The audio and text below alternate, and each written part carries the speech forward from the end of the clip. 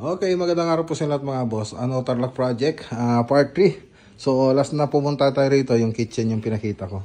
So, ngayon, ito na po yung closet nila. Ayan, no. So, PVC foam board. Ayan, no. Makikita nyo rito.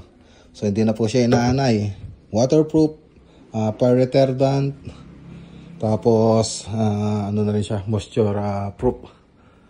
Resistant pala. Tapos, ito yung hangaran nyo. Tapos, doon tayo sa kabila. So, dalawa po kasi yan.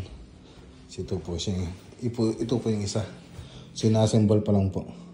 So, PVC foam board yung gamit natin dyan.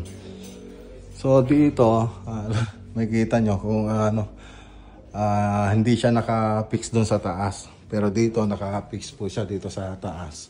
So, ngayon, ano pa yan? Dadaan pa yung cornisa dyan. So, yun pa yung isang gagawin nila dito. Tapos, ayun, inassemble na po yung ibang, lalagay natin dyan. So, ayun. Tapos, ito po yung ginawa natin nung nakaraan.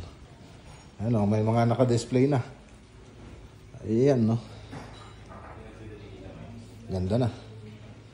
So, napakita ko na rito nung last na video natin. Lalo na to. Ayan, no? May nagpapalagay sa atin ng ganito. So, tingin tayo sa Shopee. Sana meron tayo makita. So, galing kasi ito sa Canada. Sana may makita po tayo sa Lazada o kaya sa online. Alright. So, balikan na lang po natin ito sa susunod na punta natin. Magandang araw po sa inyo lahat at God bless.